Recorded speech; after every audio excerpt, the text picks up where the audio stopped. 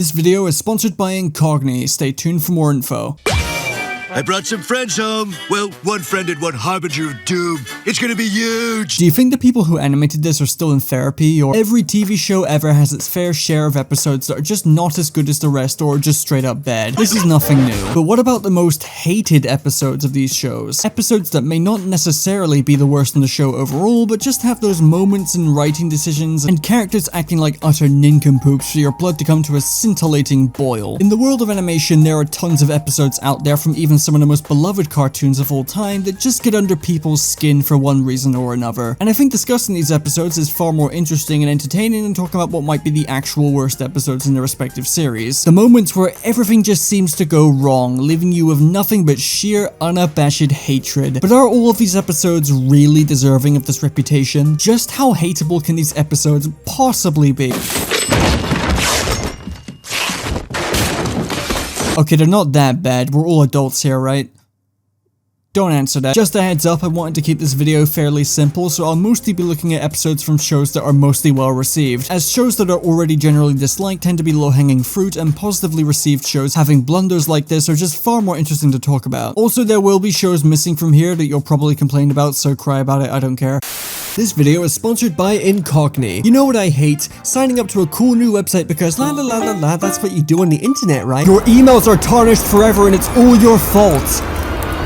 Not really. Companies love trading your data and personal information, and it usually results in annoyance. I had this annoying bum in my messages the other day who probably got my number from, I don't know, Nando's or something, saying I had a parking ticket despite me not being able to drive. And of course I can't forget about all the monthly spam I receive from this one go-karting place in Bristol I haven't gone to. Fellas, I'm sure your go-karts are sick. Leave me alone. Incogni shuts all of these losers out, and you just gotta sit back and relax as it snipes all of these frauds out of your life. And it gets better with Incogni's custom removals feature in our limited and family unlimited plans, where you can pinpoint specific private information you want taken down, and Incogni will be on the case. Sounds sick, right? And it gets even better if you go to incogni.com/cartoon, where you'll get a staggering 60% off. That's incogni.com/cartoon, or you can put the link in the description, up to you. Don't wait while your personal information is just floating around out there. Take action now with Incogni, and maybe the next time you get a text about a traffic violation, it'll be legit. I'm so sorry. Thank you to Incogni for sponsoring this video, and thank all of you for helping to support this channel. Anyway, let's get started with Cartoonshi, you're gonna talk about the Loud House, right? The Loud House. No Such Luck, you're gonna talk about Loud House again, right? You're gonna talk about No Such Luck, right? Yes, I'll talk about it that eventually. one episode of Loud House that everyone talks about, like but it's so bad. Can you can talk about Loud House, right? The Loud House again. Stop fucking talking!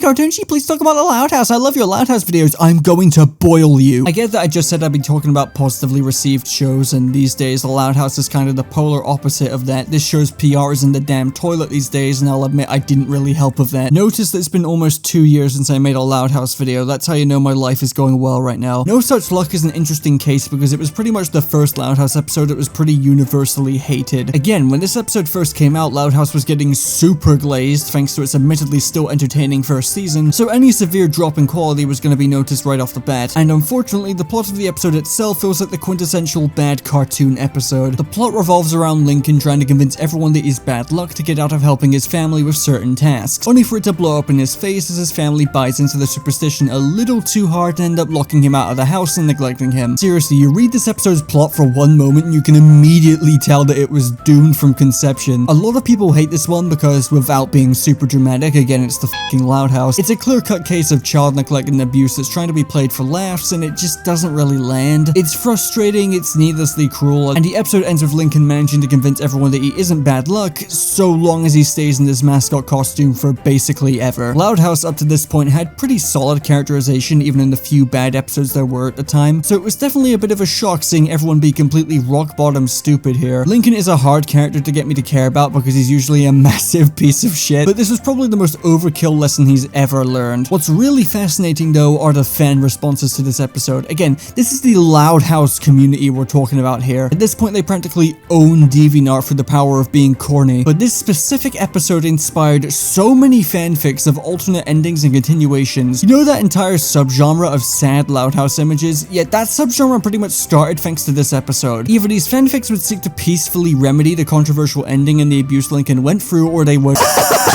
He's fucking stupid. strangling her for the costume. That goes crazy. Open and shut case, really. No such luck is being mentioned here because it kinda has to be. It's infamous in that old school Nickelodeon way, which makes sense given Chris Savino was still working on the show at this point in time, but let's move on.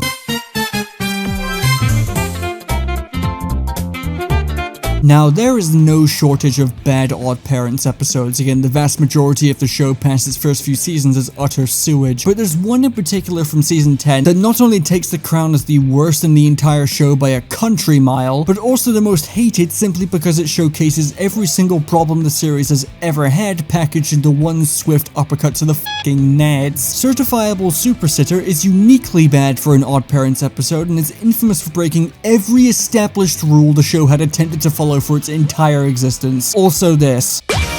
I brought some friends home. Well, one friend and one harbinger of doom. It's gonna be huge. Ironically, this is more coherent than anything he's said within the past 6 months, but you didn't hear that from me. Chloe tries her hand at babysitting Poof until Vicky shows up, and I think this frame specifically shows you everything wrong with this episode and everything wrong with the entire show at this point. Chloe being as hated as she is doesn't help, neither does Foop, and I genuinely think Mr. Turner has some kind of parasite chewing on his brainstem at this point, because otherwise him just casually being around fairies and witnessing Vicky's behavior firsthand breaks two very important rules, and Vicky being here at all is just the icing on top of it. To repeat, two of the main rules of Odd Parents that allows its premise and concept to even work is that Timmy's parents have to be unaware of Vicky's behavior and treatment of Timmy, and no human aside from Timmy, and as of season 10, Chloe, is allowed to know about the existence of fairies. This episode was the moment Odd Parents jumped off a cliff and never really recovered. It was the moment all care was thrown out the window and the show was just barreling towards cancellation. It's also just not a funny episode at all, and I'll never get used to seeing Odd Parents being animated in Flash. It just doesn't work.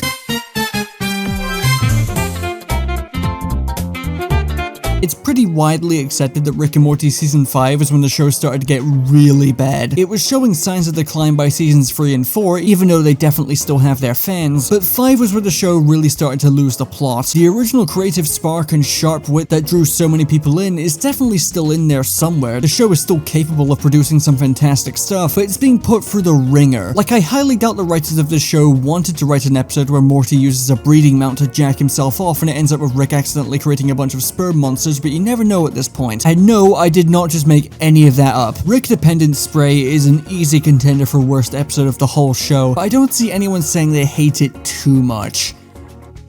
Except me, I'm the guy. I f***ing hate this episode. I'm not gonna act like Rick and Morty is highbrow. The entire appeal of its humor is that it's unbridled stupidity wrapped in a veil of smartness, but this just feels beneath Rick and Morty somehow. It's too lowbrow. It feels like they were pushing just how bizarre and disgusting they could possibly get without turning people away, and I think this is definitely the limit. I genuinely have no idea what they were thinking with this. It's just gross. I also don't know what Summer and Beth's subplot was even attempting to do. Now, I'm a leading member of the Dark Woke Mafia, and I inject my veins with soy every morning, and even I found the constant jabs at misogyny and no one listening to Beth and Summer jokes to be utterly confusing at best. I can't tell if they're ironic or not. And let's not forget, this is smack dab in the middle of the season 4 to 6 period of Rick and Morty, where the show became incredibly self-deprecating and spiteful towards its fans, and that writing mentality continues to seep through into this episode, despite it not being plot-focused. The show is unrelentingly meta and extremely pretentious about it. The dialogue just isn't fun to listen to. It's a very puzzling episode, and to me, emblematic of the post-serialization era of Rick and Morty.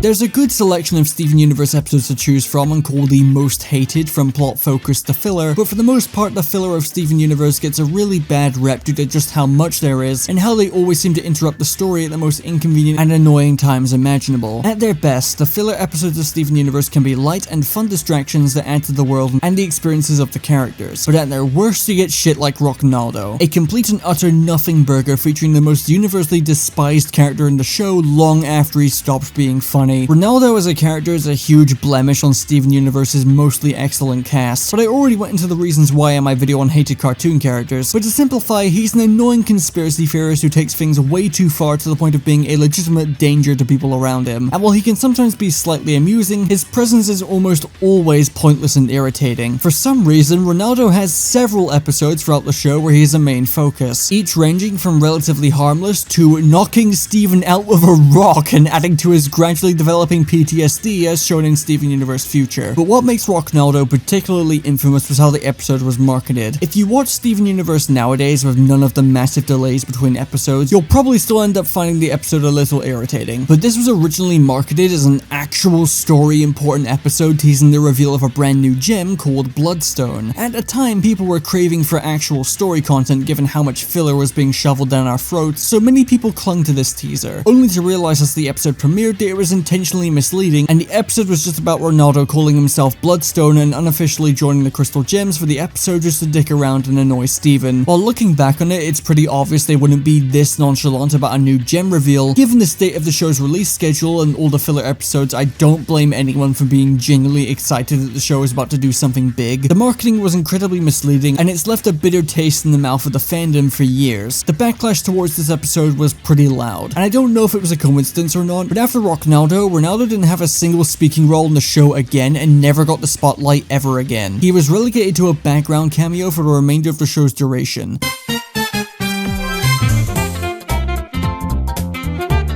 I'm honestly kinda shocked that this is the most hated Gumball episode, by a wide margin too. I still find it hard to believe sometimes that Gumball has any bad episodes due to how consistently hilarious the show is, but there are a good handful of episodes that come to mind when I think of most hated Gumball episode, and The Girlfriend just ain't one of them. I'm sorry, I'm gonna have to be a contrarian here, I don't get it. The episode revolves around the school bully Jamie getting into an unstable and explosive relationship with Darwin, and the main reason people give for why this episode is so bad is because it's claimed the episode teaches bad morals when it comes to abusive relationships, and now it apparently says that saying nothing in an abusive relationship is often the best course of action. Now, this is obviously complete fucking balderdash, right? Like, we all know that's not good advice. The issue here is that that isn't what the episode says at all. In fact, the episode is very much against this approach. Darwin is the one to bring up this approach to Gumball in the first place, who immediately shoots it down because it's not the right thing to do. And the episode clearly shows that what is happening is bad and that Jamie is an unstable person. I feel like the approach is a lot more nuanced than people are giving it credit for. It's pretty much telling the viewer that you shouldn't stay in a toxic relationship, but that sometimes it can be valuable to know where the other person is coming from in regards to their destructive behavior, just in case you end up doing something rash. And while depending on the circumstance that could potentially not apply, it's a much more respectable and nuanced stance than what's being claimed to have. The main reason I can think of why this flies over people's heads is unfortunately due to the very poor ending stinger. You think I'm stupid? You think I don't know what love is? You know, dude, all you had to do was keep your mouth shut and say nothing. Now, this is clearly meant to be a joke and not a serious statement, especially after the episode has made it very clear what its stance is, but I will admit that it does deflate the message and comes off as a bit poor taste, all for a joke that really isn't that funny. In fact, the main reason why I don't like this episode is that it just isn't very funny. It still has the same zany energy Gumball is known for having, a good amount of dark humor and slapstick, and of course animation-wise it looks stellar, but many of the jokes just don't really land as well given the subject matter. There are far worse Gumball episodes than this though, and while I can sorta understand why people got mad at this one, I think it's a little overblown.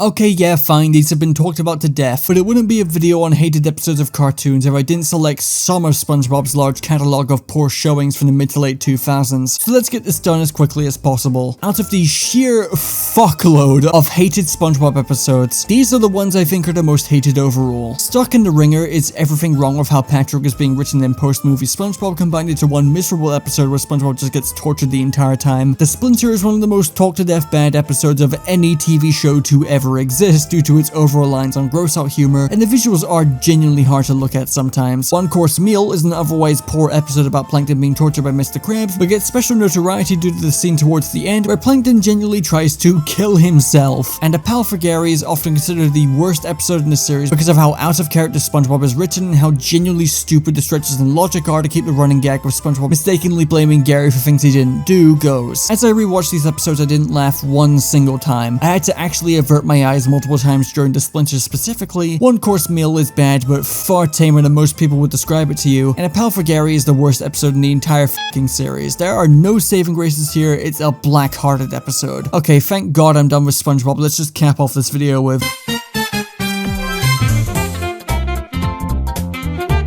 Ryan! Brian, look out! You know, this may not be the most tasteful and effortful way to end a video, but life of Brian has been discussed quite a lot over the years, and I personally find a lot about it to be incredibly interesting. I know everyone's complained about this episode already, but everyone acts like it burned down their crops and poisoned their water supply, when I've never really felt much of anything towards it, really. It's very clearly an exercise in how not to kill off a beloved character for shock value and extra ratings, but the thing that always confused me is why everyone was so upset about Brian being killed, considering he's one of the most hated cartoon characters of all time past Family Guy's first few seasons. It just never really made sense to me why a bunch of unnamed Brian fans appeared out of nowhere to mourn the loss of this character. I guess because they remembered when he was actually funny? I don't know. Life of Brian is far from the worst Family Guy episode, but honestly, this weird blip in time where Brian was dead and gone from the show was so fucking sad and desperate. Like, they literally resurrected him shortly after, and not because of fan backlash. It was always the plan to puss out on this and not commit, just creating a ratings trap for the love of the game. And that was a brief rundown of some of the most hated cartoon episodes ever. I'm sorry for sounding so tired. It is currently 30 degrees Celsius in a house that traps in heat. I am fucking cooking in here. I definitely took some liberties with this because, again, talking about mostly well-received shows having massive blunders is far more interesting than pretending to get mad at a modern Simpsons episode because Homer farted or some shit. If you have any hated episodes in mind that I didn't cover, then feel free to discuss them in the comments down below. Anyway, that's the end of the video. Play Yakuza or something. And